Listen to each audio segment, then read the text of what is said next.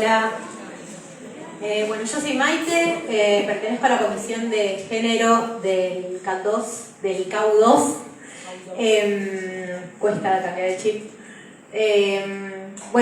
Desde la comisión decidimos invitar a Joaco porque estamos convencidas de que tenemos que empezar a pensar la arquitectura y todas las profesiones desde otro lugar más amplio, más feminista, más inclusivo y nada, abrir cabeza. Y estamos convencidas de que Joaco hace eso, así que nada, contentísimas y agradecidas de que esté acá. Lo voy a presentar, voy a leer. Joaquín es artista visual, arquitecte por FAPID-UNR, docente del taller matérico FAPID-UNR, especialista en investigación proyectual y maestrando con poiesis, FADU, UBA, doctorando en arquitectura FADU, UBA, investigadora, beca interna doctoral con ISET. En el 2018 como coordinador de área de derechos humanos, diseñó e implementó el programa de género y sexualidades de FAPID. Forma parte del colectivo Matéricos Periféricos y el proyecto Digna Barria como de distintos equipos de investigación y extensión. Sus estudios abarcan la intersección de hábitat, diseño e identidades no cis heterosexuales. Así que bueno, nos va a contar un montón de cosas. Lo único que me queda decir es agradecerle a todos por venir y invitarles a participar de las comisiones. Hay 1 millón y están todas abiertas a que traigan sus ideas y lo que tengan ganas de aportar. Así que invitadísimes. Y eso es todo, los dejo con Juan.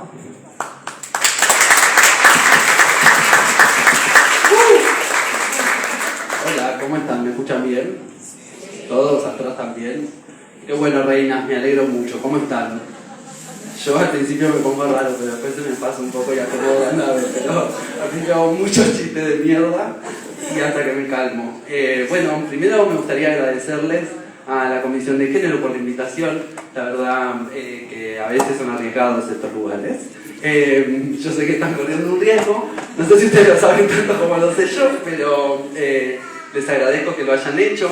El entusiasmo de Mike, que no sé cuándo, en septiembre, octubre, por ahí, me escuchó en una charla el año pasado en Humanidades y vino y me dijo: vos tenés que venir a hablar al Colegio de Arquitectura. Y yo, yendo. Pero bueno, hasta que lo armamos, acá llegamos y nada, muchas gracias a ella. Y a Nora, que sé que también Lu le secó la cabeza, como hacemos los amichas, hablando de la admiración que tenemos por el trabajo unas de las otras. Le secó la cabeza a su mamá también. Y bueno, todo eso que yo terminé acá hablando de esta lesbiana bárbara, de la que estoy obsesionado hace mucho tiempo y que no sé quiénes de acá son del ámbito de la arquitectura y del diseño. Manos arriba. Bueno, varios. Voy a tratar igual de ser inclusiva.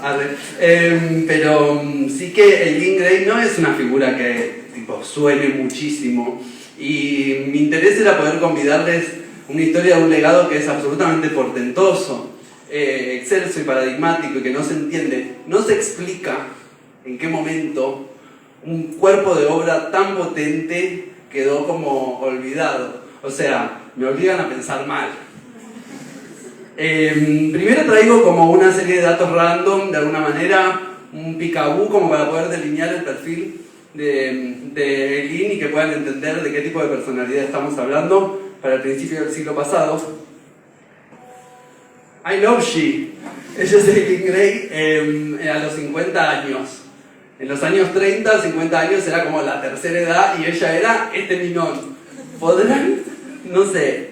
Nace en Brunswood, en Irlanda, Wexford. Esta es su casa. Monoambiente, cómodo, buenas amenities, bajas expensas, buena ubicación. No, sucede que Eileen es heredera de un título nobiliario. Su madre era una baronesa de la corona de Irlanda, situación de la cual ella deserta. Es una abyecta desde el principio de sus tiempos. Esto es lo que ella dice en una entrevista de Muy Grande, la primera pieza que diseña, un tobogán, que es un tipo de trineo que hace con pedazos viejos de una carreta que había en el predio, en el patiecito de casa. Y esta es una foto de la primera camada de mujeres que estudia artes aplicadas en el año 1898 en el Slade School of Fine Arts.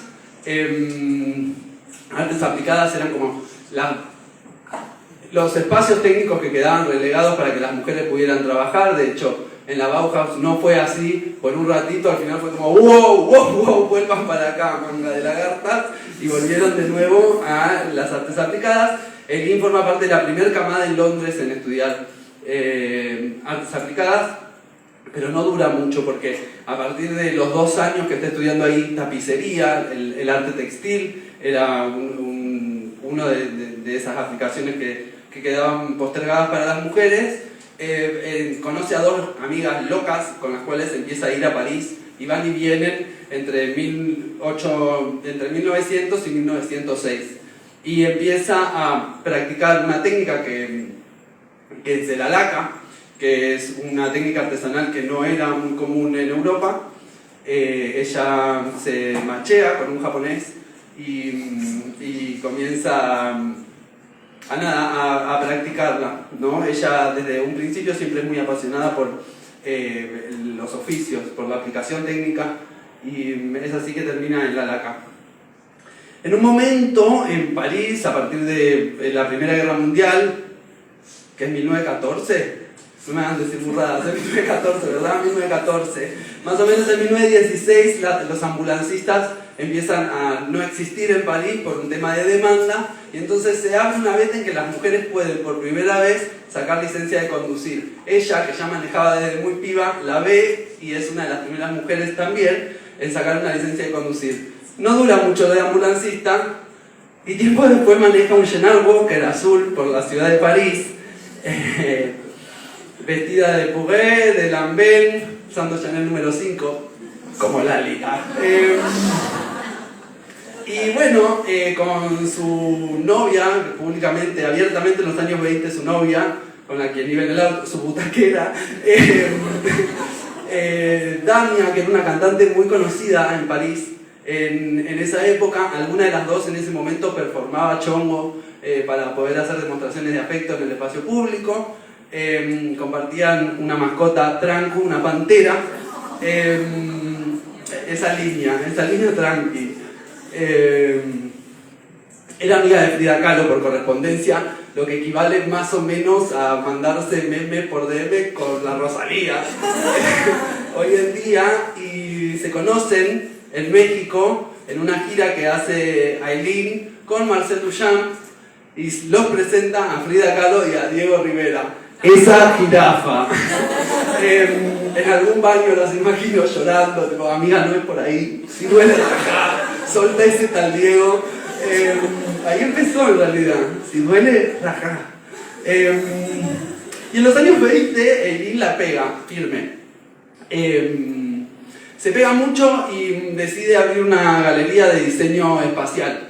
Había comenzado a irle muy bien y ganar cierto renombre por ganar concursos y menciones en cuestiones de diseño vinculadas a la laca y a la tapicería, y abre Jean Dessert, que es esta galería, no hablo francés, me encanta saber que sí, en la que ella, performando chongo, pasa como su alter ego Jean y puede así dedicarse a ser diseñadora de espacios y de equipamientos, y siendo también una de las primeras mujeres europeas en tener un local. Eileen Gray practicaba el psicoanálisis en el año 1930, una práctica que estaba vista como una pseudociencia de mala fama. 100 años después, ustedes, tóxicas, le estamos pidiendo por favor que saquen un turno para la analista. Ella hace 100 años practicaba psicoanálisis. Eileen era muy conocida por tener muy buena relación con sus compañeros trabajadores de obra, porque acampaba en las obras que construía, comía con ellos, dormía con ellos, y estaba muy intrigada de nuevo por las técnicas constructivas. Entonces un poquito de a ratos, codo a codo, era bastante burguesa, yo calculo que buena carpa tenía, pero codo a codo construía con los compañeros. De hecho hay una anécdota muy linda que vamos a ver más adelante. Esta es Eileen, siendo una de las primeras mujeres europeas en volar un avión. Todo eso primera y no sabemos quién es, raro. De la mano de Charles Royce, un un amigo que era un aficionado de la aeronáutica, bueno, de volar este tipo de avioncitos, que además es conocido por ser el dueño de Rolls Royce. Todo ese nivel de pegada. Y luego viene la Segunda Guerra Mundial y ella tiene que irse por lesbiana con la conquista de los nazis en Francia, la conquista territorial de los nazis, escapa. Y con el incendio del legado LGBT que existe en Francia de mano de los nazis, es poco lo que queda de su obra. Entre eso y otras cositas que ya vamos a hablar, desaparece del mapa. Pero en 1972, en una subasta de Christie's, que es estas subastas más famosas del mundo del arte, se vende su Dragon Chair, que es uno de sus primeros diseños, una silloneta, por un valor irrisorio, millones de dólares. Y llama mucho la atención, y además luego se enteran que el adquisitor es Yves Saint Laurent. Entonces la obra cobra mucha relevancia, despierta mucha curiosidad y empieza a aparecer en la escena esta figura tan paradigmática de una desquiciada que tenía una producción de obra que no tiene sentido para ser una sola persona, y comienza a hablarse en ciertas esferas de Eileen Gray. Y aparece esta historieta que es para morir. Eileen a los 95 años es redescubierta, podría decirse. Esta es ella, vieja, torta, linda. Y si bien es cierto que ya dije muchas veces que fue la primera mujer en un montón de cosas, a partir de ahora voy a tratar de no nombrarla más mujer y llamarla lesbiana, porque Eileen es una lesbiana y las lesbianas no son mujeres. Lo digo en serio igual. Para alguna gente esta frase puede ser provocadora, pero yo no estoy provocando nada. Realmente es importante que pensemos a las lesbianas como ellas desean ser pensadas, como identidades lésbicas, que en sus acciones, en sus formas de ser, estar, en el imaginario, en el ideario que construyen, en sus prácticas políticas, abyectan de lo que el sistema cis heteronormativo espera que una mujer haga, ¿no es cierto? En ese sentido, no quiero decir que no haya mujeres lesbianas. Las mujeres que se sientan lesbianas pueden, acá todos podemos todi, pero sí vale decirlo. Y lo traigo porque, además de poder ser para algunos tensa esta declaración, la verdad que para la historiografía, que yo diga que Eileen Gray, una persona de hace 100 años, era lesbiana de la manera que hoy conocemos la construcción de identidad lésbica, es polémico. Pero bueno, ellos lo hacen asumiendo la heterosexualidad de todo el mundo desde hace años, así que yo me voy a dar el lujo de llamarla todo lo lesbiana que quiera. Porque realmente, por ejemplo, Julio César era puto. ¿Alguien sabe este dato? No, porque todos asumen que era heterosexual y fin. Bueno, vamos a empezar a rescatar un par de figuras, entre ellas Eileen. Esto, de lo que les hablo, no es un capricho mío, es la construcción teórica de un montón de compañeras lesbianas, de Monique Wittig, de Beatriz Suárez Briones, de Charlotte Bunch, Burgos Díaz, las nombro porque hoy es el día de la visibilidad lésbica. Aplaudan, putas. Los feminismos negros de Audre Lorde, de Barbara Smith, de Sherry Moraga, Gloria Anzaldúa, Virginia Despentes, Paul B. Preciado, Judith Butler, no sé, Gabriela Sabatini, loco. En realidad eso, un montón de mujeres lesbianas que acompañan una causa que las desenmarca de una idea cis heteronormativa y que nos suma a este amplio colectivo que es el de las identidades queer. Queer, que es una palabra que se usa para insultarnos desde hace mucho tiempo en los Estados Unidos, significa raro, significa extraño, significa inabordable, y por suerte, como siempre que nos quisieron putear de más, lo agarramos y dijimos, ¿sabes qué? Es nuestro, soy re queer, la concha de tu madre.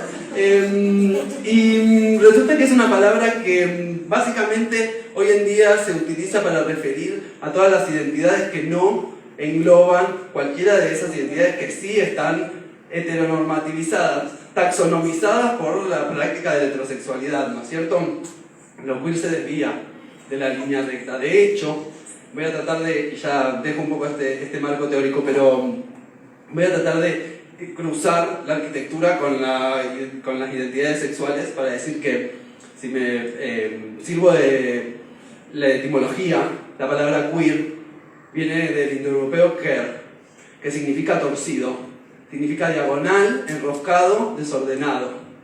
Y el antónimo de la palabra queer en inglés es straight, que significa derecho, significa lineal, significa prolijo. Ahí ya tenemos dos concepciones completamente espaciales: lo torcido, lo diagonal y lo derecho.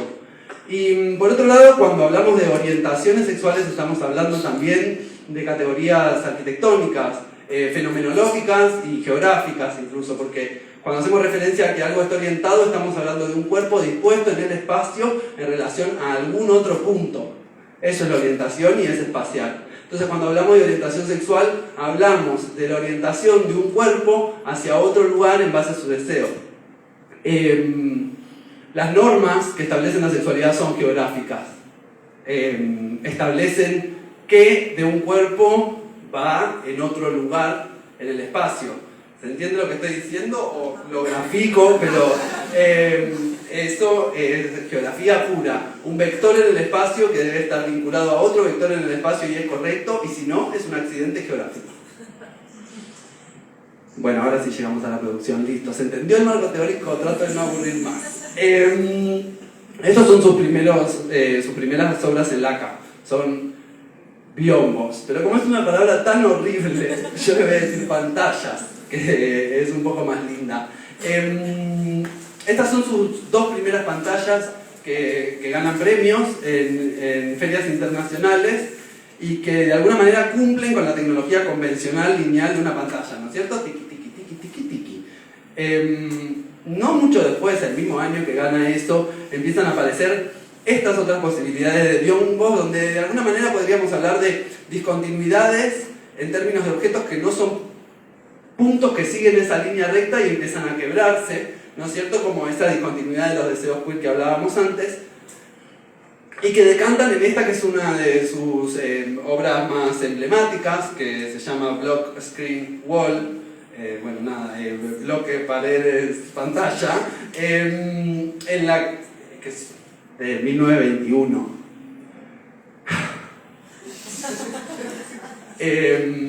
O sea, los muebles de sus abuelas son de los años 40, 50, imagínense. Y en ese sentido hay como una cierta idea de una construcción de equipamientos que encarnan esta discontinuidad del deseo queer que hablábamos antes, y cómo estos objetos son capaces de apartarse de un punto de línea completamente dirigido y establecer distintas disposiciones en relación a las necesidades, deseos, otros, ¿no es cierto? La segunda obra es que les traigo y que es renombrada e importante, que tiene ciertas líneas Art Nouveau, pero ya vamos a hablar también de las no adaptaciones de Eileen con los estilos de las vanguardias, se llama Piragua, es un Chase Long que diseña en 1920 y que también me parecía interesante traerlo porque no tiene frente ni revés, ¿no es cierto? Es un poco doble faz, bisexual. Estas dos obras las trabaja en el departamento de Madame Lévy en 1921 junto con otras. La técnica que trabajaba ella era la laca hasta este momento, y entonces todo el mobiliario que presenta es en laca, y esa mesa también es de ella. Aparece en esa intención de muros que comienzan a desprenderse, que vamos a ver con más fuerza presente en su obra más adelante. Y a la derecha, no, a la izquierda, yo lo veo a la derecha. A la izquierda, esta banqueta que ven acá es un guiño, es una refe muy clara a la primera silla plegable que se conoce, que es un trono egipcio, y me interesa esa refe porque es algo que va a aparecerse muchas veces en su obra. La idea de lo plegable y la idea del giro y del desvío, ¿no es cierto? Estas son algunas obras cuando ya Eileen empieza a trabajar en la carpintería y en la herrería. Ella, acompañada por personas que la instruían, pero son diseños que también me parece interesante nombrar, parten de un propio cuerpo en movimiento, ¿no es cierto? Y en esto de un diseño que se mueve de determinada... A ver, ¿cómo lo digo? Yo quiero que entendamos que hagamos este pacto en este momento, después nos volvemos tranquilos otra vez, pero de que los muebles hablan de cuerpos. No hay mueble que no hable de un cuerpo, o sea, cuando uno ve una silla no es, sino hay un cuerpo sobre ella.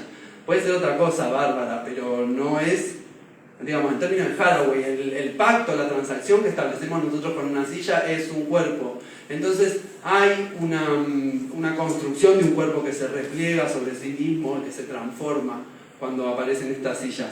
Pero también hay cajones que se abren bajo un desvío, bajo un giro, y en esto también, ¿no? Nosotros estamos muy acostumbrados a ver los muebles como un ente, una entidad que es desde su cáscara hacia sus adentros, una información, y en realidad el vínculo que nosotros establecemos con los muebles es de sus superficies hacia afuera. Lo que sucede entre esta mesa y yo es información vinculada a ese mueble y vinculada a mi cuerpo.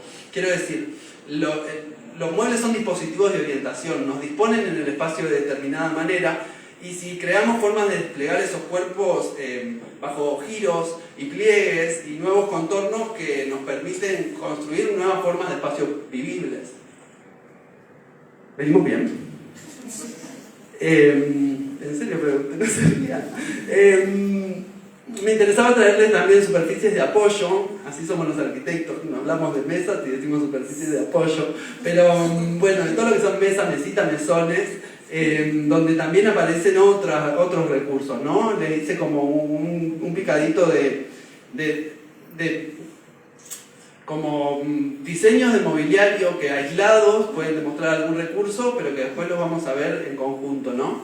Pero la idea de la rotación, esa mesa de lectura que tiene en el rincón de la visita, donde hay brazos extensores, un rotor y una mesa que puede plegarse para sostener un libro y en sí misma, a su vez, otra vez plegarse para pasar las páginas. Y después este tablero de arquitectura que tiene dos superficies que se pueden extruir y cambiar y pivotan en distintos sentidos según las necesidades de la persona que los usa. Las que tuvimos la posibilidad de cursar en analógico, sabemos que esa necesidad es importante, digamos, nosotros teníamos esta sola posibilidad y de repente existe como una superficie para maquetear, otra para dibujar, y de nuevo la idea de lo bifaz, ¿no es cierto?, del uso de cualquiera de los dos lados de una mesa. Esta, mi mesa preferida, ¿me la tatúo en la frente? Ok. Es la mesa Rivoli. La mesa Rivoli que tiene como también la posibilidad de rotar y ampliar su superficie y dos platos voladores maravillosos también que pueden girar de distintas maneras, y me interesa de eso como también en términos de Lesiano, la idea de despliegue y de variación, como de quiebre y de una superficie que se abre y que permite un desplazamiento por otras líneas de fuga que no son unívocas, digamos. Y en ese sentido, para la fenomenología, en clave queer, los espacios nos construyen como, esto es de Sara Ahmed, nos construye como una segunda piel que es nuestra, y en la relación que establecemos de ese despliegue que se opcionaliza, se multiplica, hay algo muy poderoso. Los pliegues de nuestros cuerpos pueden darse de distinta manera, en tanto los objetos que nos rodean también lo hagan. Otra mesa que se despliega.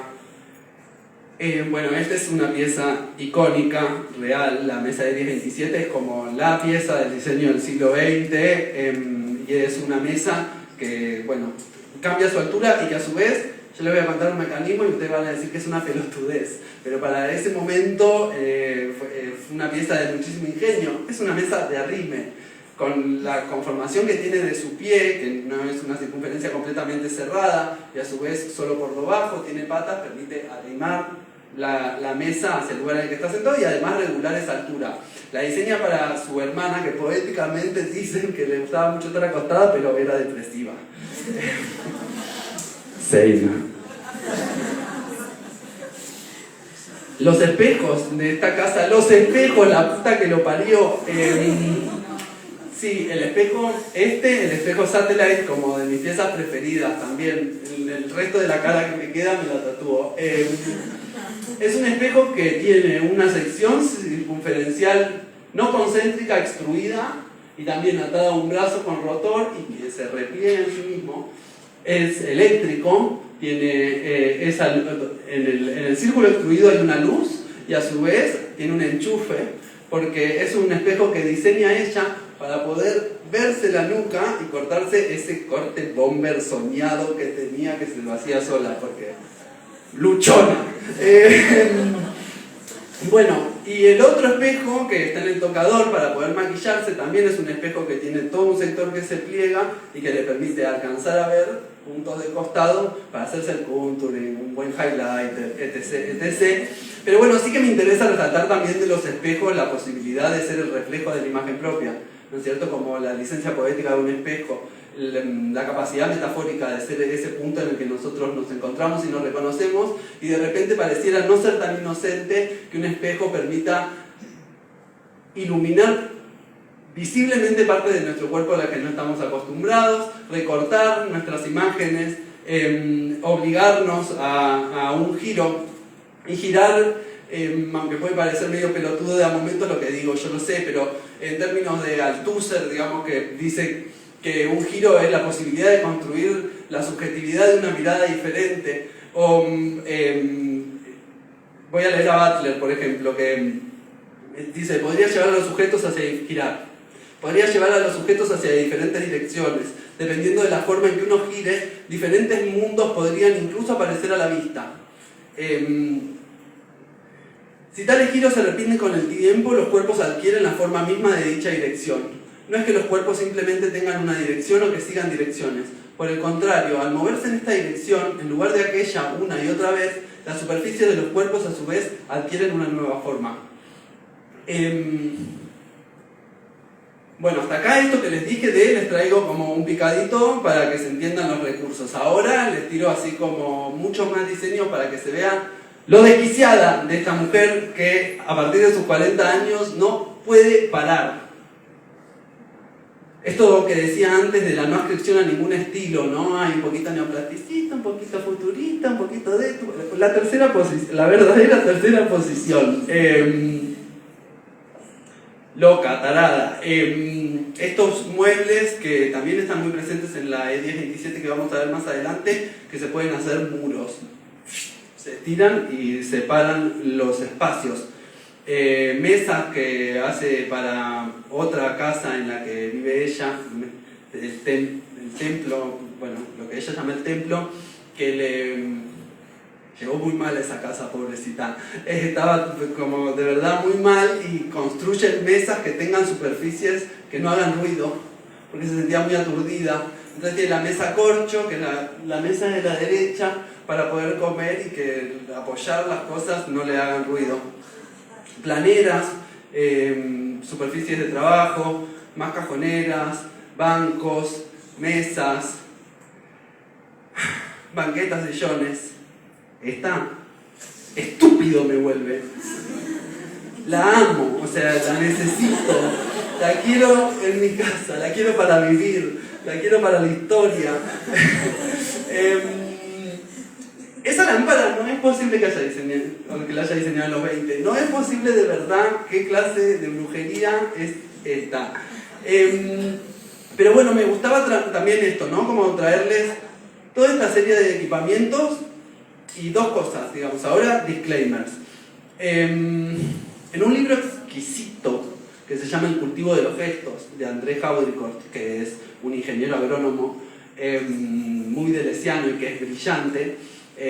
Bueno, el libro en sí habla de otras cosas, pero sí que en un momento remarca que en la historiografía clásica de Occidente lo que nosotros hacemos es observar los objetos para comprender nuestra historia, sin poner en ellos el cuerpo en acción sobre ellos, ¿no? Si queremos entender el trabajo agrónomo, vemos, no sé nada de agronomía, algo que arrastra una vaca y decimos, solo vemos esa carreta y decimos, mirá qué interesante, pero no vemos los cuerpos que accionan eso y cómo de alguna manera la aerodinámica que eso exige.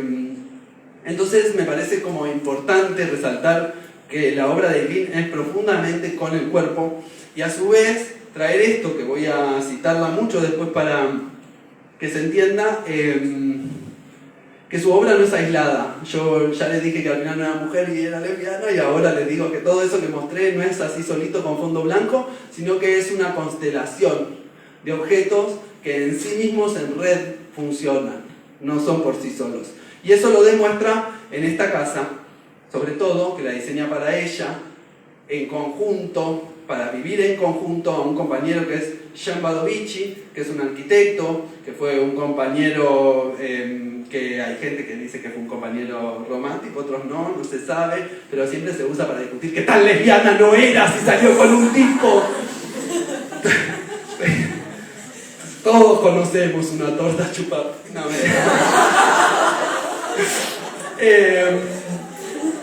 y esto la pone, la defiende, o sea, perdón. Esta es una de las frases como más fuertes que vamos a encontrar de ella en la defensa de la E1027, que es esta casa, que la muestra en una revista que es l'Architecture Vivante, que es una revista muy importante que es editor Jean Badovici, y que, bueno, nada, quienes estudiaron arquitectura saben, fue durante 10 años la revista más importante del movimiento moderno, pero tanto ella como yo traje esto para cada vez que nombro a Le Corbusier, un poquito. Yo no sé si va a funcionar porque me voy a distraer y en un momento lo voy a dejar de hacer, pero vale la pena. Tanto solo ella como Le Corbusier tuvieron una publicación únicamente dedicada a ellas, de más de 100 arquitectos que aparecen en esa revista. Yo, como para ir marcando que al compañero no le gustaba una mierda esto que estaba pasando, y ella dice que la casa no es de ninguna manera una máquina de habitar, si es que le suena el concepto, sino que una casa es un organismo vivant, es decir, un organismo vivo. Y yo sé que las comparaciones son odiosas, no era mi intención tener que comparar, pero es el lugar en el que nos puso Le Corbusier a todos a la hora de estar tan, en un momento embelesado y en otro obsesionado con esta obra, así que si querés que te comparamos, negro, ningún problema. De ese lado, la máquina habitar, y de este lado, el organismo vivant, es decir, la máquina de habitar y el organismo viviente. La máquina de habitar, según Le Corbusier, en su publicación hacia una arquitectura, que es un postulado que lo propulsa muy fuerte como el gran arquitecto que el movimiento moderno lo establece, dice que la casa es el estuche de la vida, cuando en el organismo viviente Lin dice que la casa es la cáscara del ser humano, su emancipación. Se trata de la invención pura, personal, hasta el punto de la invención de un hombre. La máquina de habitar es una máquina para inventar hombres. El organismo viviente, dice, una debe construir para el ser humano para que pueda redescubrir en la construcción arquitectónica el placer de la autorrealización, en un todo que le extienda y complete. Del otro lado, todos los hombres tienen el mismo organismo, las mismas funciones. Ay, me recostaba leer de ahí, ¿qué estaba haciendo? Todos los hombres tienen las mismas necesidades. ¿Un embole? Para Eileen, la casa debe ser una extensión de la experiencia humana. Las fórmulas no son nada. La vida es todo. Diferentes, podríamos decir, por lo menos para ser amables, qué distintos. Y acá la cosa se va poniendo de a poquito picante, un poquito de chimí. La Ville Savoie, todos la conocemos. La de E1027 no la conocemos tanto. La E1027 de Eileen Gray fue comenzada a construir, es decir, ya proyectada en el año 1926, terminada de construir en el año 1929. En 1927, perdón si los confundo con todo esto, presten atención. En 1927 se publica Hacia una arquitectura, el libro de Le Corbusier. Y la Ville Savoie, que es la obra con la que él va a defender los postulados que hace en Hacia una arquitectura, comienza a construirse en 1929 y termina de construirse en 1931. En la Ville Savoie, lo que él publica, además de la idea de la máquina de habitar, es los 5 puntos de una nueva arquitectura, que son una serie de reglas que yo no las entiendo muy bien, porque se enciman, ¿vieron? Se solapan. Para mí son como los 3,5 puntos de una nueva arquitectura, pero bueno. Les juro, ya van a ver. Esos 5 puntos que él expone en la Big Samoa son la planta libre. Yo estaba muy aburrido en este momento de la presentación y me puse a hacer cosuchis. La terraza jardín, los pilotis, otra palabra muy fea, pilotis, que ya la cosa se pone rara. ¿Cómo voy a hacer una planta libre sin pilotis? O sea, no puedo hacerla volar. Acá ya hay 0,5 puntos de arquitectura menos, pero bueno. La ventana corrida y la fachada libre, que también, o sea, ventana corrida, fachada libre, pilotis, acá se le encima la cosa. Pero bueno, ok, en 1929 él viene y demuestra esto que en 1927 publica. Resulta, amor, que en 1926 ya había un proyecto que tenía planta libre, tenía terraza jardín y pilotes, tenía ventana corrida y tenía fachada libre. Y ahora le voy a presentar lo que era para mí el nombre de esta clase, pero me tuve que calmar un poco.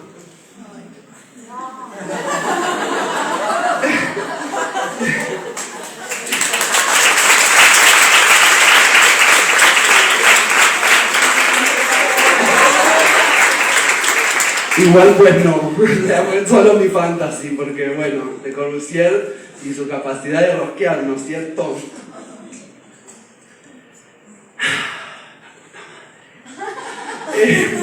Bueno, este diagrama, el modulor, todos lo conocen, ¿no? Como toda una tipificación de las medidas del hombre que él llama muy amablemente neutro universal. Y que además, bueno, en los años 40 él publica el modulor, fines de los años 40 si no me equivoco, pero se va concatenando toda una construcción de un cuerpo teórico que termina de defender esto, ¿no? Y voy agarrando algunas citas distintas que permiten defenderlo, según él. En todo hombre moderno hay una mecánica. El sentimiento de la mecánica deriva de la actividad cotidiana. La medida natural del hombre debe servir de base a todas las escalas, esta es mi aburrida, que se hallarán en relación con la vida del ser y con sus diversas funciones. Escala de las medidas aplicables a las superficies, a las distancias que deben determinarse, teniendo en cuenta la diaria carrera del sol. Estudiar la casa en serie, esta es tremenda y acá se le ve, ya largo esto, es medio picante esto que voy a decir, pero es verdad igual, perdón, lo filonazi. Es verdad, después les cuento más, pero te juro. Pero estudiar la casa en serie sana moralmente también. Y bella, para el hombre corriente, universal, es recuperar las bases humanas, la escala humana, la necesidad tipo, atención a esta palabra, la función tipo, la emoción tipo, es así, es capital, es total. Tipo, la tomo porque es un concepto que para la modernidad importó muchísimo. Y este es un diagrama de la genia única de Eileen Gray, que refleja un trabajo en planta. Para los que no son arquitectos, la planta es el plano que se ve desde arriba, una vivienda donde quita información y deja algunas cuestiones. Yo, en mis momentos de mayor obsesión y de ermitaño en mi casa tratando de comprender algunas cosas, está muy debatido, o sea, la mayoría de este archivo se quemó durante la Segunda Guerra Mundial, pero entonces no se logra comprender bien qué es.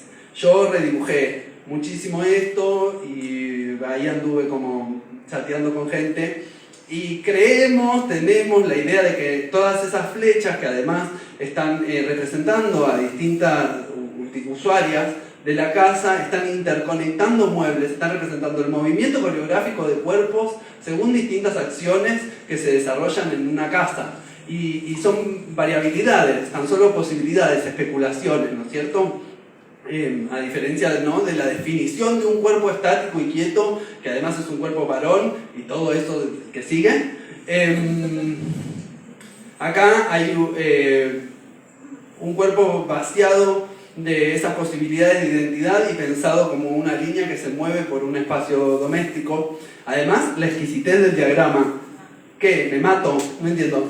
El recorrido del sol, el estudio de las fachadas, la posibilidad, hay códigos cifrados en todos lados, como en la casa misma que se llama E1027. Hay toda una construcción en relación a lo encriptado, lo codificado, que está muy presente en toda la obra. Y sigo con las comparaciones odiosas. pero los diagramas que presentaba Le Corbusier eran estos, amor. Les juro, este lo llevó a Buenos Aires y con este presentó la Carta de Atenas. Perdón, pero que me obliga, ¿me entienden? Y ahora les voy a leer un rato unas cosas, espero no aburrirles, pero me parecían que eran importantes para comprender algunas cuestiones. Es una conversación entre Jean Badovici y Eileen Gray que está, ¿cómo se dice? Transcrita. Y que bueno, acá ya se para de mano, ¿no? Como que viene a defender, vamos por todo. Bueno, B de Badovici, E de Eileen, ¿no es cierto? Es verdad que muchas obras son un poco frías, pero ¿no será porque aún nos encontramos bajo la influencia de un pasado reciente? ¿Y no serán los principios higiénicos, de algún modo, los responsables de esta frialdad que nos incomoda? Sí, del higienismo hasta la extenuación, del higienismo mal entendido, el higienismo es una categoría de que en la modernidad, full. Pues el higienismo no excluye ni el confort ni la actividad, no, están intoxicados por el maquinismo. Pero no solo existe el maquinismo, el mundo está poblado de alusiones vivas, de simetrías vivas, difíciles de descubrir pero innegables. El exceso de intelectualidad destruye lo que hay de maravilloso en la vida, como esa preocupación malentendida del higienismo que conduce a una asepsia insoportable. La obstinación por una rigurosa precisión ha descuidado la belleza de todas esas formas, los discos, los cilindros, las líneas onduladas y en zigzag, las líneas elipsoidales, que son como las rectas en movimiento. La arquitectura de la modernidad carece de alma. Tranqui. Lo tuiteó. Decilo, reina. Claramente se observa que construyen casas como los ingenieros construyen máquinas, pero ¿resulta necesario?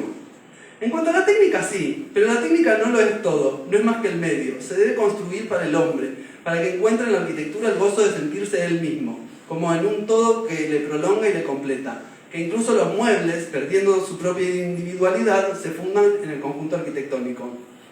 Quedan dos más, pero les juro que es importante. Entre los arquitectos de hoy en día prácticamente se habla de normalización y de racionalización.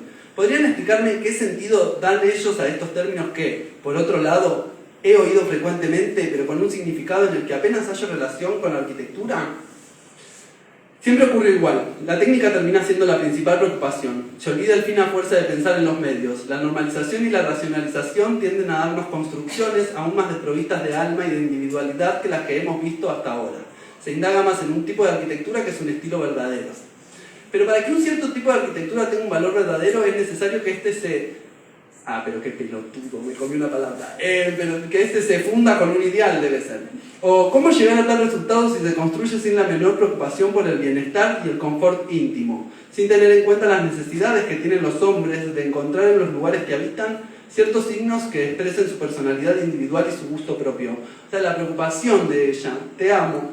Por otra parte, me parece inevitable que este sistema de investigación, a su propia casa le dice investigación, de tipos, conduzca a una simplificación extrema y por tanto a unas concepciones tan pobres como limitadas.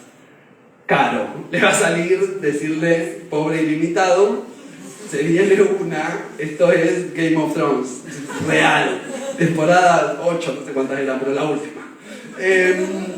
Evidentemente la investigación de la construcción tipo responde a unas circunstancias económicas contra las que no se puede hacer nada, sin duda. Pero aún así será preciso que no se nos presente como un ideal lo que no es más que el resultado de una triste necesidad. Claro, no me mintás. Decilo, Negri. Creo que la mayoría de las personas se confunden sobre el sentido que conviene dar al término tipo. Para ellas, tipo es sinónimo de creación simplificada al extremo y destinada a ser reproducida en serie. Pero yo lo entiendo de otra manera. Una casa tipo, para mí, no es más que una casa cuya construcción ha sido realizada siguiendo las mejores y menos costosos procedimientos técnicos y cuya arquitectura logra, para una situación determinada, la máxima perfección. Es decir, que es como un modelo que, sin reproducirse al infinito, servirá de inspiración para construir, con el mismo espíritu, otras casas. Es el último párrafo.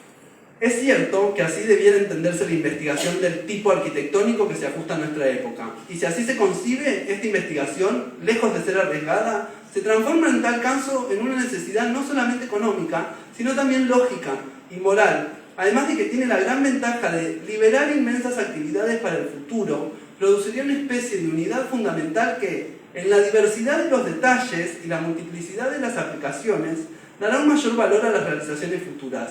El tipo no debe responder solo a las preocupaciones comerciales, debe ser la expresión misma de la realidad psicológica de una época. De pie, sería... No,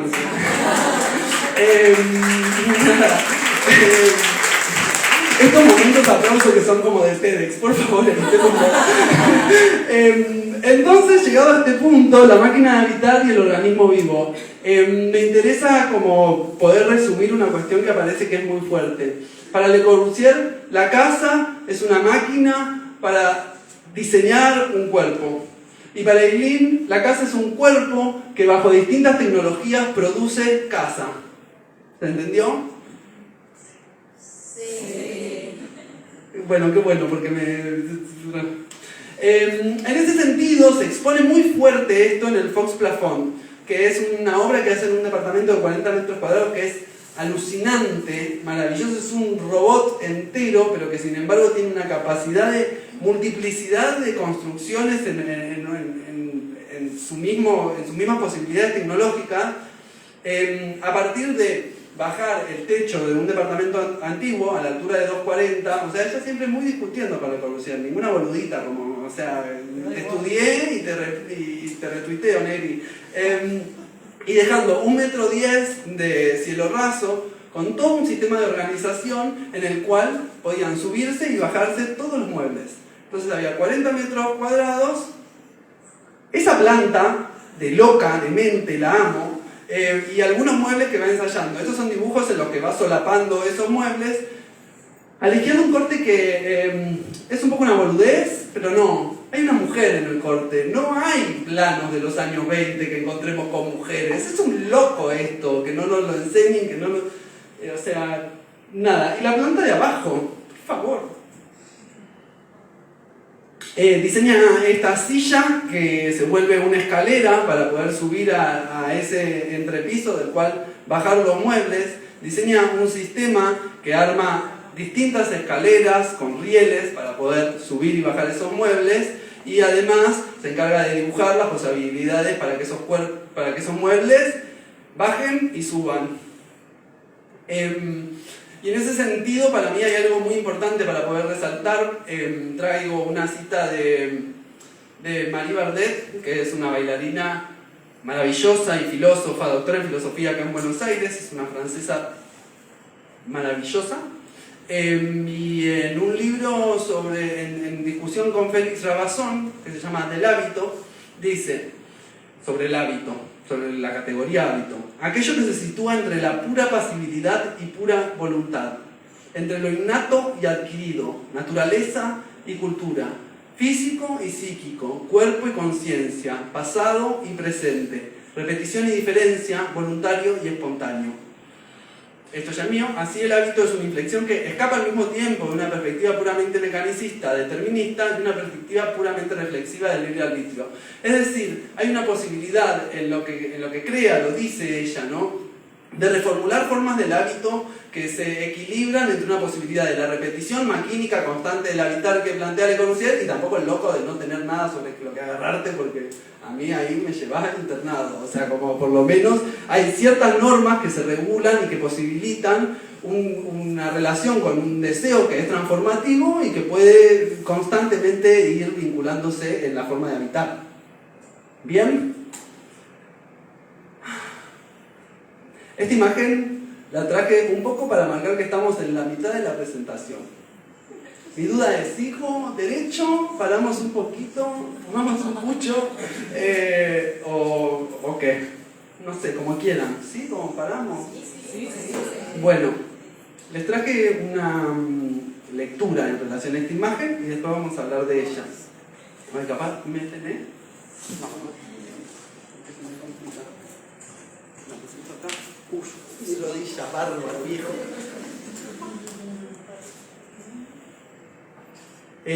Les traigo por preciado Un apartamento en Urano. Es un libro que me recomendó Paulino Antelo, que anda por ahí, cuando yo estaba en la bosta. Y la verdad me salvó mucho, y encontré un texto que hablaba de lo que yo venía investigando y se llama Casa Vacía. Dice: Vivo en Atenas en una casa que puedo llamar mía por primera vez en más de 2 años. No la poseo, no es necesario. Simplemente la uso, la experimento, la celebro. Después de haber pasado por 3 casas en calles y barrios diferentes, y por una docena de hoteles, de los que recuerdo sobre todo los pájaros cantando por la mañana en el Orión, me decido, no sin dificultad, a firmar un contrato de alquiler. Al principio y durante más de un mes habito en una casa vacía. Desprovista de todo mueble, una casa es únicamente una puerta, un techo y un suelo. Por un retraso en el envío de la cama, algo habitual en Grecia, me veo obligado a dormir durante algo más de 2 semanas en un apartamento totalmente vacío. Las caderas se clavan en la madera por la noche y me despierto entumecido. Sin embargo, la experiencia es inaugural, estética.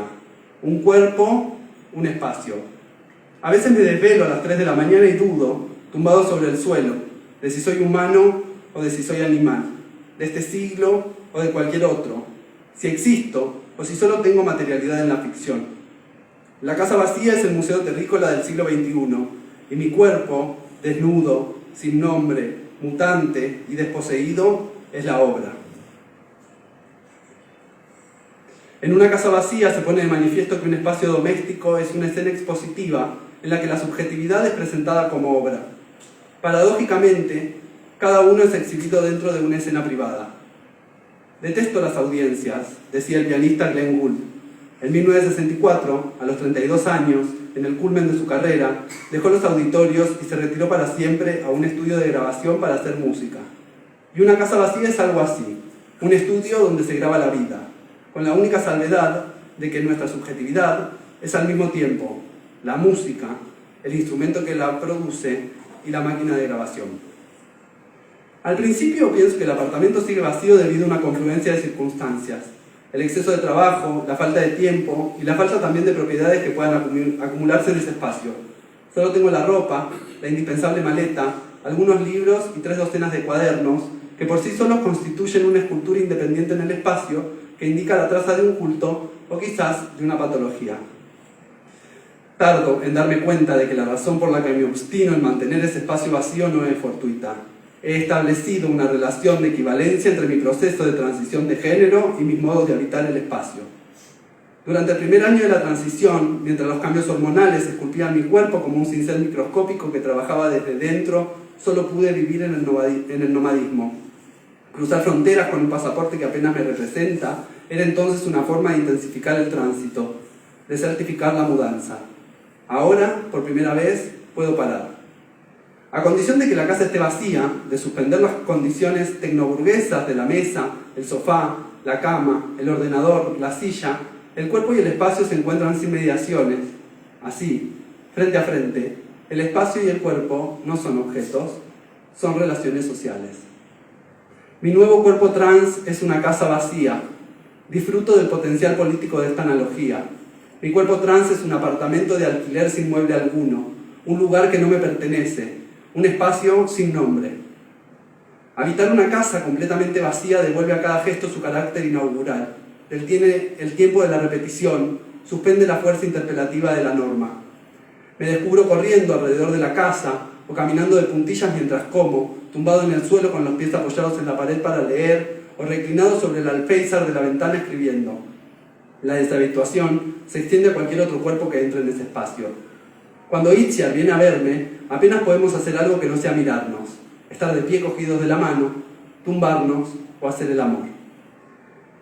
La belleza de esta singular experiencia que podríamos llamar desmuebleamiento me hace preguntarme por qué nos apresuramos a amueblar las casas, por qué es necesario saber de qué género somos, qué sexo nos gusta. IKEA es al arte de habitar lo que la heterosexualidad normativa es al cuerpo deseante. Una mesa y una silla son una pareja complementaria que no admite preguntas. Un armario es un primer certificado de propiedad privada. Una lámpara junto a una cama es ya un matrimonio de conveniencia. Un sofá frente a un televisor es una penetración vaginal. Una cortina sobre una ventana es la censura antipornográfica que se alza a la caída del sol. El otro día, mientras hacíamos el amor en esa casa vacía, Itziar me llamó por mi nuevo nombre y añadió: nuestro problema es la mente, nuestras mentes luchan, pero nuestros espíritus y nuestros cuerpos están en perfecta armonía. Minutos después, mientras mi pecho se abría para respirar algunos átomos más de oxígeno y mi córtex cerebral adquiría la consistencia del algodón, sentí que mi cuerpo se disolvía en el espacio vacío y que mi mente, autoritaria y normativa, casi muerta, se rendía frente a mi espíritu. Un apartamento en Urano, la Santa Biblia, polvo preciado. Por favor. Bueno, nada, me sirve esto que les leí para unas cosuchis que vamos a hablar ahora. ¿Alguien tiene la ref de esta foto? Solo quería respirar. Es un gathering, un encuentro, una reunión, un agasajo de Natalie Barney. Natalie Clifford Barney, fue una escritora parisina que fue muy conocida por las celebraciones lesbianas que hacía en el principio del siglo pasado en París. Construye redes de lesbianas, círculos de lesbianas a partir de un salón de artes, un salón literario. Era no millonaria, lo que le sigue 2 veces. Su papá era dueño de cosas ferrocarriles, no sé qué, en Arizona, esas cosas que pasaban, y bueno, tenía muchísima plata y fundó el Templo de la Amistad. El Templo de la Amistad es eso que está a la derecha. Hay muy poco material, pues todo prendido fuego, cosa de lesbianas, se prendía fuego. Y a la izquierda una foto interior. Hay algunos escritos como legado que nos permiten entender algunas de esas cuestiones, pero bueno, era un espacio vacío y circular. Este salón amplio se utilizaba para para hacer lecturas de textos, fiestas, recitales, discusiones intelectuales, simposios, obras de teatro que implicaban meter caballos adentro de ese lugar, y bueno, seguramente que una buena orgía también. Había un cuarto contiguo que tenía una pared que se abría con una tela, que era el espacio que se usaba de bambalinas y teatrillo, y que atrás de eso había una cama circular muy grande con una serie de sillones que se llamaba el Templo del Amor. Bueno, volvemos a este salón, a este espacio de la E1027. Si yo les preguntara a ustedes qué espacio de una casa es este, ¿ustedes dirían? Un monoambiente me gusta. Al final era la creadora del monoambiente, arruinó toda nuestra vida. Ok. Es el sector social de la casa. Es difícil categorizar esta casa en los nombres que convencionalmente tenemos, por suerte, pero es lo que podría reconocerse como la sala. El espacio público de la casa es este. Eso que ven en ese rincón, esa especie de cama de 3 plazas que a su vez se pliega y se arman como sillonetas, reposeras, algo así. Tiene a su vez un biombo. Bueno, de ese lado no se ve, pero tiene unos paneles espejados que se mueven. Y esa lama vertical que se encuentra ahí en el borde que conecta con un baño que no tiene techo. En esto de que para Eileen el baño era un lugar muy importante porque ella pasaba horas de trabajo, hay mucha poética construida en relación al baño. Pero hay una referencia muy clara a ese rincón a un boudoir, y ella lo sabía muy bien. Los boudoirs son unos espacios franceses que en las habitaciones matrimoniales existían y eran el único espacio dedicado de toda una casa para la mujer. Eran el tocador, de alguna manera, pero un espacio en el cual la mujer se encontraba con su intimidad, pero que en un primer momento estaban prohibidas cosas como los libros, obvio, ¿para qué vale? Comienzan en el siglo XVII, en los palacios de Luis XVI, pero el Marqués de Sade comienza a escribir muchas cosas que pasaban adentro de los boudoirs, y resulta que al final eran unos buenos chiqueros los boudoirs, digamos. Se realizaban unas buenas fiestas dentro de los boudoirs, esa es la realidad. eran un espacio de profunda sensualidad y de realización de las mujeres, ya que era el único espacio que le habían dejado, pobrecita, por lo menos puedan. Bueno, nada, no me quiero poner un guarango. Ella conoce muy bien, porque sus primeras intervenciones espaciales son referencias recontra mil claras a los Boudoir. Esto es de los principios de los años 20, lo hace desde Jean Desert. Y entonces de repente el boudoir se vuelve un espacio con una cama de 3 plazas, conectado con un baño, que esos paneles espejados le permiten enfocar y ver hacia la ducha que hay en ese lugar, en el espacio social. De repente hay bibliotecas y espacios de lectura en ese boudoir. Entonces hay una transformación de ese espacio, una incisión en la forma convencional que se espera de ese espacio para hacer, podría ser un boudoir lesbiano, ¿no es cierto? Un espacio para poder leer, discutir y, bueno, pegarse unos buenos culiadones. Del otro lado, del lado de enfrente, hay unas paredes que se abren completamente, que son estas, que se abren al mar. Había una preocupación, hay mucho texto también producido en relación a su preocupación con la infinitud del espacio. Para Eileen, cerrar el espacio por completo era un crimen si era un espacio que estaba completamente vinculado con el infinito.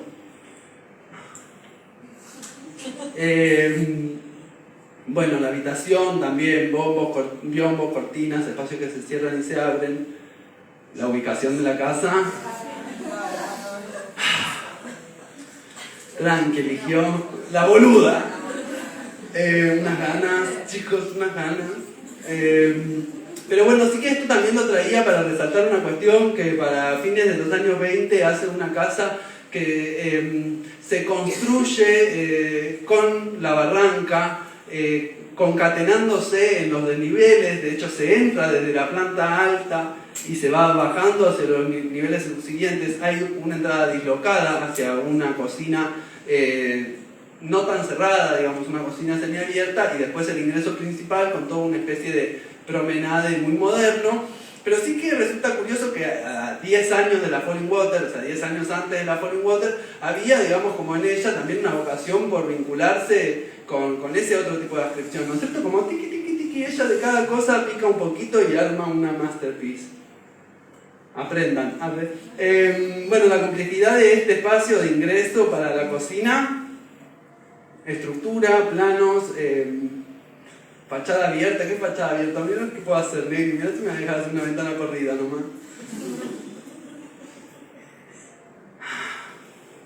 Bueno, no entiendo yo, te juro si tengo que llorar o qué. Esto es hecho por ella, es un trabajo de herrería hecho por ella, es el remate de una escalera helicoidal que tiene en el centro de la sala, que conecta con la terraza jardín, y que bueno, además de ser eso, como un elipse, hay un guiño muy claro con la espiral áureo, y además lo hizo ella. Nada, te amo. Esa lámpara, esto me tiene mal a mí. En serio, es como alucinante, maravilloso del baño. La bañera con ese reflejo. Te juro. No entiendo yo. Gracias. Se me ve muy pasado.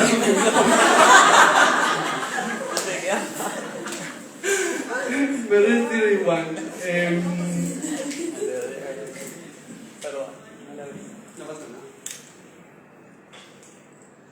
Bueno, baños y la versión por las puertas, esto que les digo, no hay cerramientos que como prohíban al espacio de vincularse con su infinitud. Ahí se puede seguir apreciando el maravilloso espejo satélite, la luz cenital que entra. Nada, loco, realmente una pieza de obra maestra de la modernidad, que es, insisto, indudable que fue intencional que la hayan tapado, porque hemos visto cada mierda y esto, sin embargo, ay, qué distraída, me confundí, se me pasó. Es raro, es raro. Sobre todo cuando en el archivo de la Fundación Le Corbusier, que guardó hasta el último ticket con el que compró 2 puchos, hay una postal que es raro porque está en la Fundación Le Corbusier, pero es una postal que le mandó él a ella, o sea que cómo la volvió a recuperar, después de cómo se prendió fuego todo, se vino el puterío, chicos, es tremendo. Pero él en 1938, después de haberle pedido a ella si podía vacacionar unos días, y ella muy entusiasmada, pues Le Corbusier, padre moderno de la arquitectura, queriendo ir a veranear a su casa, obvio, Negri, tomar la llave, le escribe desde ahí y le dice: estoy encantado de comunicarte lo mucho que en esos días pasados en vuestra casa me han hecho apreciar el espíritu particular que dicta toda la organización interna como externa y que dan mobiliario moderno, situación que ella decidía no nombrar, le pone entre guiones medios al equipamiento, como un poquito de mansplaining, digamos, como que una concesión ahí de decir esto que vos llamás equipamiento, una forma tan digna, tan encantadora, tan llena de ingenio. Es importante, o sea, que suceda esto de mano de él para ella, ¿no es cierto? O sea, ella en este momento reina, pero más no tanto. Puesto que en esa prestadita de 3 días en la E1027 que él quiso tener, sucede un poco este meme que vi hoy y que me pareció 100% acertado para traerlo. Se quedó meses. Muchas veces se quedó meses en una casa en la que ella ya no podía estar porque estaba recluida por la Segunda Guerra, y no solo se queda meses, sino que se saca unas fotitos en las que le muestra cómo pinta 9 murales, se lo juro, 9 murales, en toda la que, en serio chicos, 9 murales, en lo que además le dice que es un regalo libre de cargo. ¿Qué onda? No entiendo. ¿Qué hacemos? ¿A quién? No entiendo yo. ¿Cómo se sigue realmente? Ay, gracias, porque yo veía esto y sentí un fuego adentro que me quemaba, subía y no sabía qué hacer solo. Así que muchas gracias por indignarse. No solo le pinta 9 murales que le dice que son un regalo, que no se queje, porque ella le manda una carta diciéndole: loco, ¿qué onda que me profanaste mi casa? Y él le dice: amiga, calmate, es un regalo que te hago libre de cargos, esto es real, o sea, eso es lo que le dice. No solo que le dice eso, sino que en su obra cumple, que es como una colección de libros que él hace donde revisita toda su obra, hace unas fotos de todos estos murales donde pone que son una casa de Cap Martin. Una casa que hace un segundo él estaba enamorado de cómo el equipamiento y la concha de la lora, y no solo eso, sino que cuando ellos empiezan, digamos, a vincularse es a través de un vínculo comercial donde él le compra algunas sillas que decide usar en sus obras, y en los créditos que se ve obligado a poner cuando menciona cómo es el equipamiento, él la llama Eileen Gary. Le cambia el nombre, digamos. La corre, la borra, la ningunea. A mí lo que me duele es que se perdió ponerle a Eileen Gay. O sea, no fue ni un chiste. Bueno, y este es el mural como... este es un mural que a su vez, o sea, toda la historia de la casa, esto sigue, lo puedo sacar de acá si quiero, llorando, pero no lo voy a hacer. Pero fue un mural de ejecución durante la Segunda Guerra Mundial, esta parte de la casa, estuvo todo baleado este mural, y Le Corbusier estaba muy preocupado de cómo habían baleado su mural. Y este mural es muy particular porque hay una escena explícitamente sexual en la que hay una mujer de pelo corto, un señor que tiene como unos circulitos en sus ojos y otro señor que tiene como unos ojos negros como muy espesos, que bueno, pueden hacer referencia muy clara a los rasgos de Badovici, que además tiene una cruz esvástica en el pecho. Todo raro.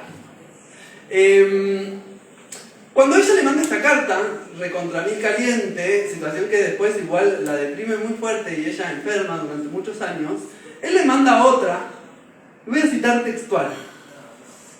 O sea que usted quiere una declaración mía basada en mi total autoridad mundial para mostrar, si es que le entiendo correctamente sus pensamientos más íntimos y algo alocados, demostrar la, comillas, calidad de la arquitectura pura y funcional que usted manifiesta tener en la casa de Cap Martin.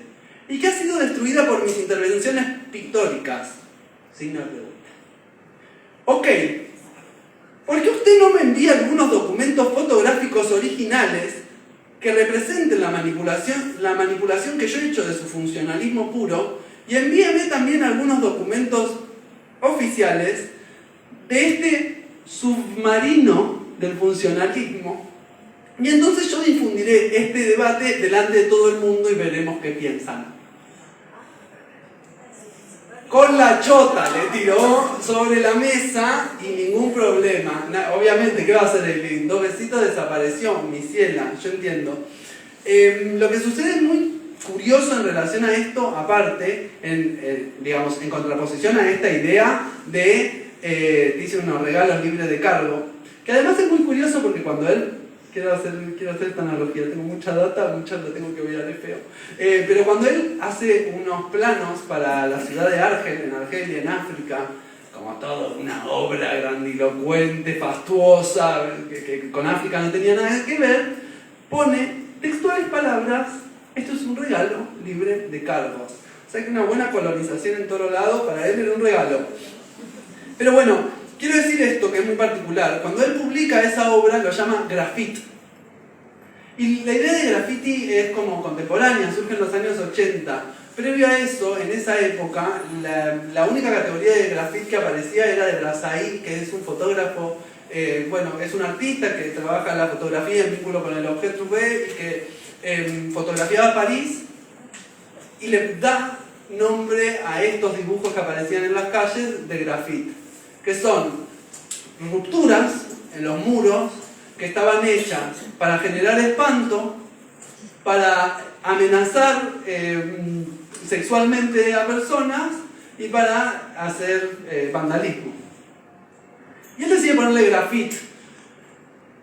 Brazaí y él eran amigos. De hecho, quien fotografía los murales de Le Corbusier en la E1027 es Brazaí, y hay varios retratos de Le Corbusier hechos por él. A su vez, en una carta que le escribe a un amigo, dice: admito que un mural no es para realzar una pared, sino al contrario, como un medio para destruir violentamente una pared, profanar la arquitectura, quitarle todo sentido de estabilidad, de peso, etc. El regalo libre de cargo que le pasa. No termina acá esta historia.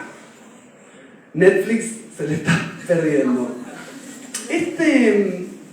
Ese cuadradito que ven ahí, ese cubito, que está en el terreno lindero, un poquito más arriba de la E1027, es una obra que Le Corbusier hace.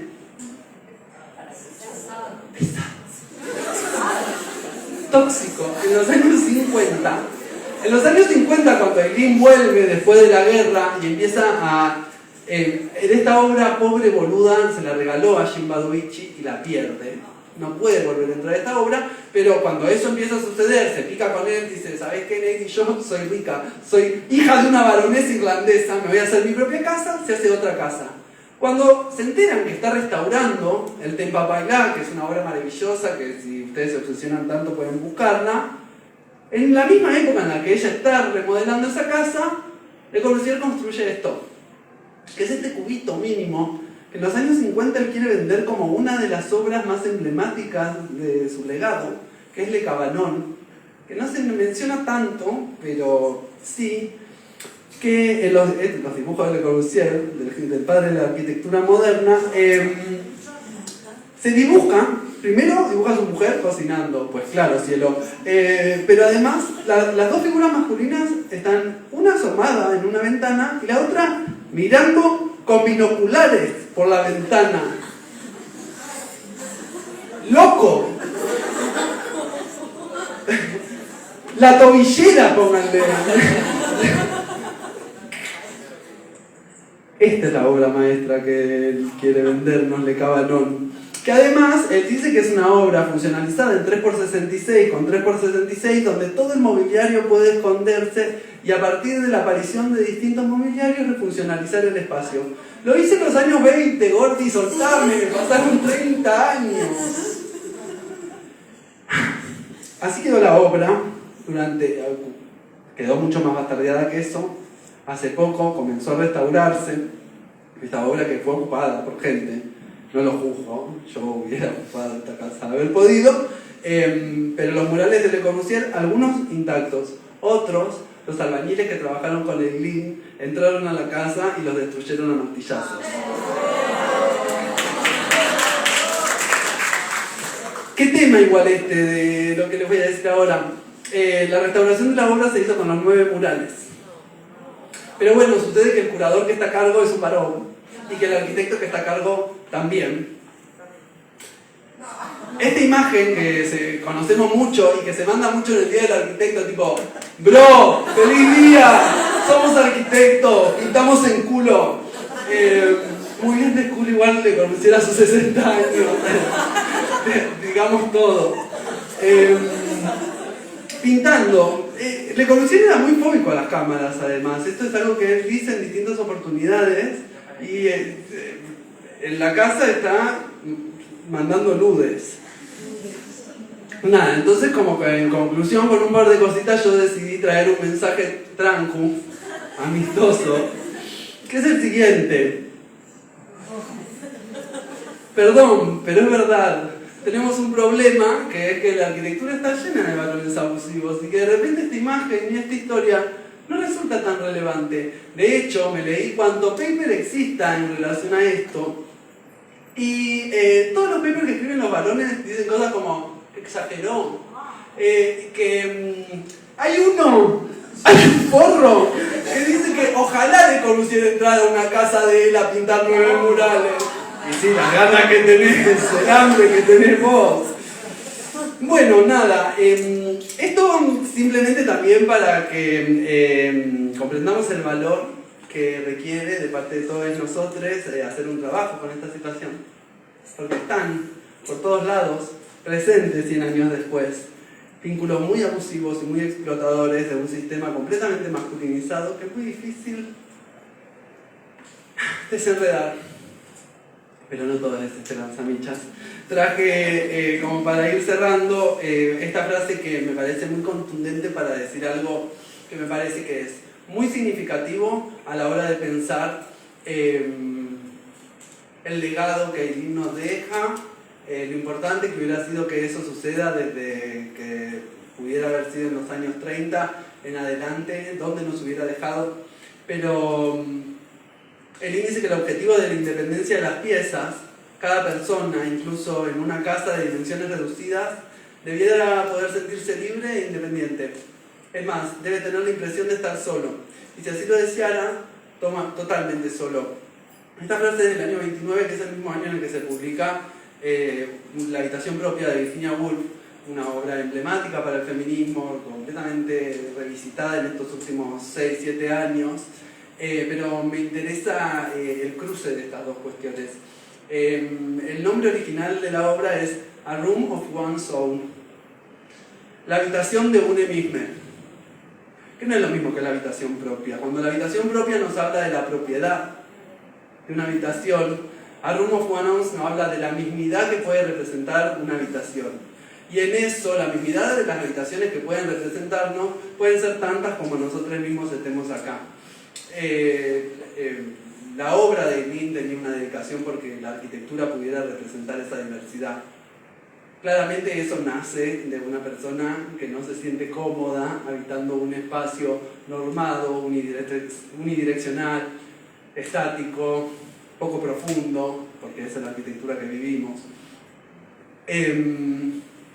Y creo que es también un poco el trabajo que nos deja para poder revisitarlo, no solo en su obra, sino en la obra de Ritter Schroeder, otra mujer completamente silenciada y recortada intencionalmente de la producción de su obra con su colega. Y bueno, muchas otras cosas.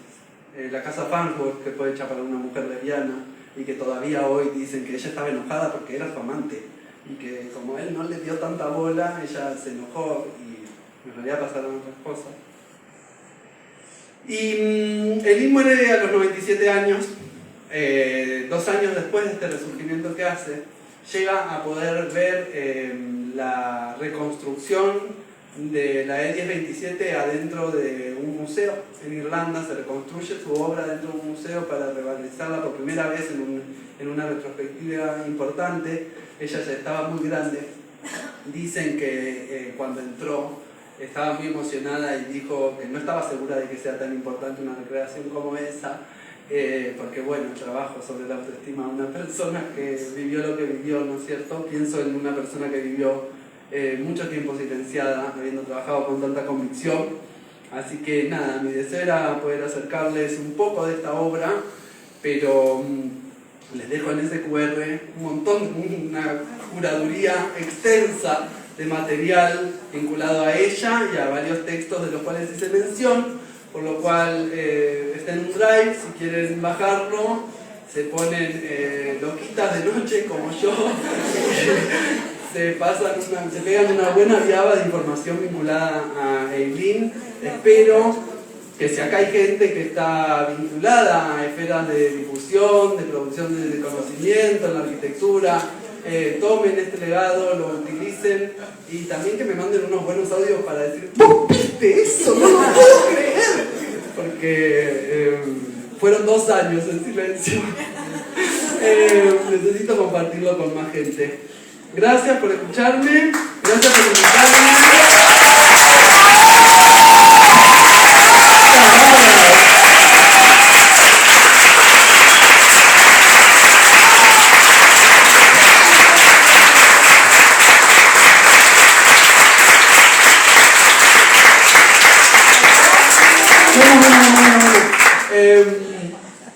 Preguntas. Quiero. Eso nomás. ¿Qué tenía más o menos cuando construyó la casa? Porque me perdí ahí las edades. Más de 40 años. O sea, ella comienza la arquitectura con más de 40 años. Se forma de manera autodidacta en vínculo con una arquitecta soviética.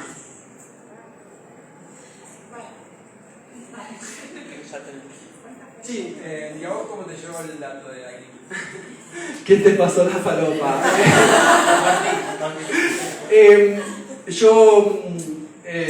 Mi investigación en el CONICET es sobre la intersección del espacio doméstico y la sexualidad. Y Aileen se volvió para mí una referencia importantísima. Dentro de estos textos, bueno, nada, hay varios papers. Mi trabajo tiene que ver con leer papers y poco a poco fui llegando y armando como mi propia también como cuerpo de autores que se referenciaban desde este lugar y así la conocí. Si bien recuerdo igual que en la facultad una vez en una clase como que la mencionaron, me llamó la atención, pero ahí quedó, fue como entre un par de cosas, bueno, esto, tuki, pasó. Nada, y después empecé a descubrir como tanto de su obra y nada, eso. Igual toda esa puesta en diálogo con la idea lesbiana es bastante más vinculada como en el marco teórico. Bueno, ¿cuántas parejas tuvo? ¿Cómo les gusta? Mirala. Quiero saber si Quiero saber si estoy bien de número 100 años después. No. La realidad es que durante 10 años estuvo con Damia, en la cual se solapaban otros tenían un vínculo sexoafectivo poliamoroso y se vinculaba con otras personas. No lo puedo decir con claridad, pero sí que en el Templo de la Amistad, que era este lugar, se armaban unos fiestos. Bueno, la cosa lesbiana, ¿viste? La cosa lesbiana, había unos entramados muy fuertes. Sí que se conocen como muy fuertes 3 parejas de ella, muy importantes. No recuerdo su nombre, además de Damia y Shemba Dovici, que realmente, digamos, tenían un vínculo precioso, de mucho respeto y también, justo es decirlo, pero no se crean que lo digo con tanto amor, fue un tipo que le permitió entrar a un espacio que ella no hubiera podido entrar. Eso sucedió y realmente tiene que ver con la admiración que tenía por su obra. Eso es real. Pero bueno, no es para darle un premio tampoco. Por no ser un porro. Claro, sí, celebrándole lo bueno. ¡Ay, el Dibu va a terapia! ¡Qué hombre! Calo tenía eso. Sí. ¿Te enteraste de que le haya hecho, Lecor le hizo esto a más gente, seguro? ¿No? Y habría que averiguar. Yo creo que el otro día veía Tar, la película, no sé si la vieron, pero bueno, me puso a discutir como la vi con mi hermana y con su compañero, discutimos ahí un poco y yo después discutiendo conmigo mismo porque neurótico compulsivo, pero sí que, bueno, mostraba estas figuras del poder, ¿no es cierto? Ella es como la máxima figura de la dirección de orquesta, no sé cómo se llama, perdón, pero es como muy pope y te la muestran está muy bien creada, voy a spoiler, pero chiquito, como una primera imagen de ella de que la más, y luego te van mostrando la rosca, el entramado, y esto de las conductas abusivas, ¿no? De un espacio completamente masculinizado. Y para todos aquellos que hemos trabajado en instituciones, sabemos que esas figuras son muy frecuentes. Yo me imagino que Le Corbusier, que era realmente, o sea, hago esta analogía con mis estudiantes para que me crean y me entiendan, Steve Jobs, o sea, Le Corbusier era el padre de la arquitectura en un momento que la arquitectura era la respuesta a una ciudad moderna, de grandes migraciones a las ciudades, y bueno, nada, era como una figura muy relevante. Seguramente, nada, como cortame después de este archivo, pero seguramente sí tenía un montón de, o sea, seguro, esto simplemente, bueno, cuando se ven los hilos, ¿viste que se les empiezan a ver los hilos?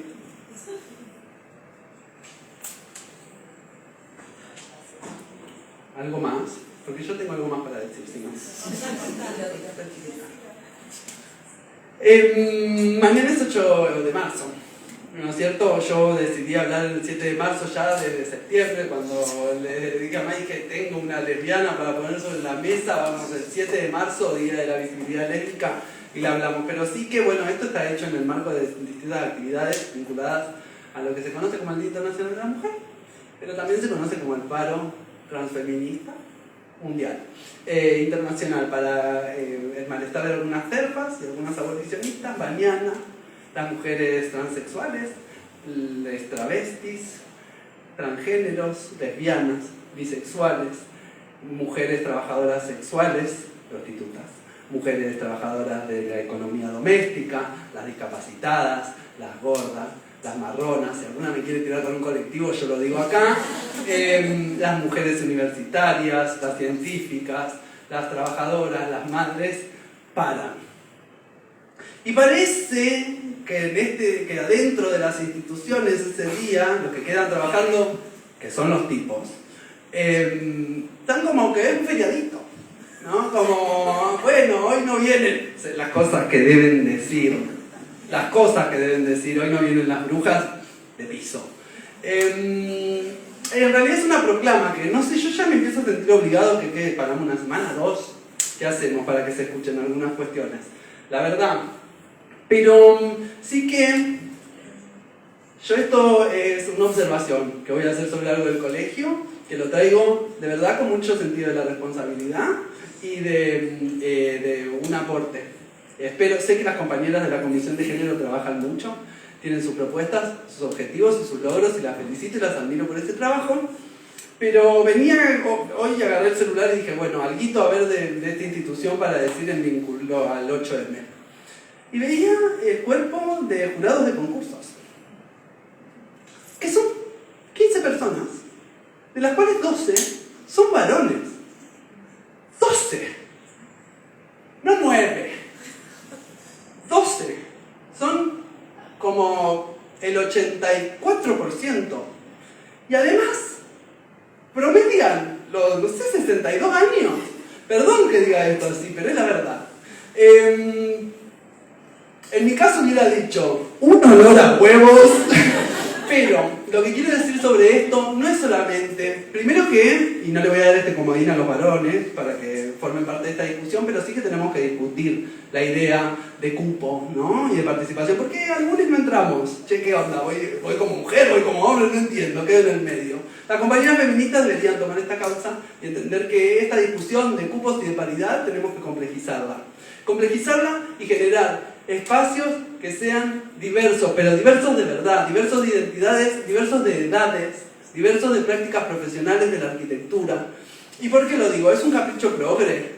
¿Es una cuestión de derecho humano? Sí. ¿Pero es una cuestión de derecho humano que me surge nomás tener que replicarlo? No. Sino porque voy a ser muy crudo con lo que digo, pero es la verdad. Yo no confío en esos señores para que elijan un concurso en un espacio público que me tiene que cuidar a mí. A mí y a mis compañeros, digamos. No me fío de un concurso en el que elijan un proyecto de un hospital, porque no van a poner las tareas de reproductibilidad en el foco. El foco va a ser el cirujano, estoy seguro de lo que digo. La mayoría fueron profesores míos. Yo sé de lo que estoy hablando cuando digo esto, ustedes saben de lo que estoy hablando cuando digo eso. En una escuela no van a estar puestas las infancias como el vector importante del programa de la escuela. Van a estar puestos los directivos. Entonces no puede ser que haya 12 varones grandes, mayores, en esos espacios. Ese espacio tiene, después de 8 años de denuncias vinculadas a cómo funcionan los lugares, haber cambiado para ayer. Lo digo de verdad con el compromiso político que eso demanda y no como una crítica como señalativa, persecutoria de una gestión. Yo trabajé 8 años en la gestión de la facultad y sé lo difícil que es mover un pelo. Pero sí que trato de... Esto me lo enseñó Fiona Apple en 1997 ganando un Grammy. Cuando tenés un micrófono y la oportunidad de usarlo,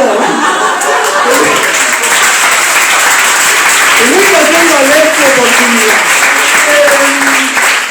Realmente es mi voz el reflejo de un montón de compañeras y compañeros que pensamos lo mismo. Muchos trabajan en red con estos balones y es muy difícil desentramar como formas que deconstruyan ese poder jerárquico, hegemónico, espantoso y, retomando, muchas veces abusivo en términos que incluso ni siquiera se notan.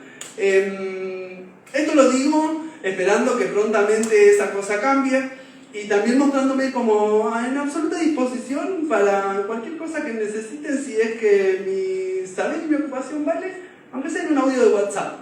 Pero digo, creemos redes, construyamos puentes, establezcamos nuevas formas de poder que se corran de esas que sostienen que 12 chabones sean parte de esa comisión directiva y no voy a hablar de los demás cuerpos de la cosa. Y por último, sé que es un trabajo que las compañeras vienen haciendo, de sacar el modulor como logo en la facultad. Yo no sé si sirvió esto, pero si quieren vengo y hablo de la pertenencia filonazi fascista de Le Corbusier. Pero realmente ya está, o sea, además de hace 100 años, es de otro continente, no tiene que ver con nosotros y no podemos, como arquitectos, o sea, tan vinculados a la práctica estético-política y social, no podemos seguir teniendo estos consensitos. Eso, espero que igual me sigan invitando. De verdad vengo con cariño, bancando a las compañeras y esperando que las cosas poquito a poquito vayan cambiando. Baby steps, pero ya de verdad, no sé qué más podemos hacer para que estas cosas cambien. ¿Cómo? Una cosa, no Sí. estoy en defensa del tema de los concursos, pero es también responsabilidad de todos en la elección, porque Sí, obvio. se postulan, adornen, y el resto vota, y vota varón. Exclusivamente Sí. varón. Menos, legislemos. Como veamos, como esto que digo de la discusión del cupo de paridad, pensémoslo, fundamentémoslo, hay fundamentos, digamos, hay marcos legislativos para que esto cambie en muchas esferas, en muchos organismos. Entonces, te podemos aprovechar a vos para dar un chivo. En cada elección, supuestamente se presentan cada uno, cada arquitecta, arquitecto, arquitecte, que quiera ser jurado o asesor, se puede juntar sus avales, que creo que son 20 firmas de arquitectes que avalen que sea jurado, y no pertenece a una mitad. Te presentás. Nosotros en la elección anterior hicimos toda una movida para que se presenten muchas mujeres para que después sean votadas. Digamos, es como que cada uno tiene que venir a presentarse. Yo quiero ser jurada o yo quiero ser asesora. Y eso no está muy público. Entonces tenemos que hacer mucha campaña para que, porque lo conocen los que más antigüedad tienen, los que tienen olor a huevo, como dicen, lo conocen a esto. Y por ahí las nuevas generaciones, las mujeres que no conocen, que tienen esa posibilidad de autoproponerse como jurada o como asesora de concurso y después militar, votenme que quiero ser. Y entre todas, creo que en ese momento hicimos campaña de votar a mujeres. Sí. Entonces pueden votar una, dos o todas, es con múltiple choice. Y bueno, la mayoría de las que conozco votamos mujeres, pero bueno, eran muchos hombres en la lista. Había pocas No. mujeres candidatas. Sorpresa con este dato. Muchos hombres en las listas en todos lados. Bueno, nada, eso, como sí pienso, como la posibilidad de construir nuevos marcos legislativos que nos avalen para poder diversificarlo. Y bueno, no sé, listo, cerramos, estamos. Gracias a todos por venir.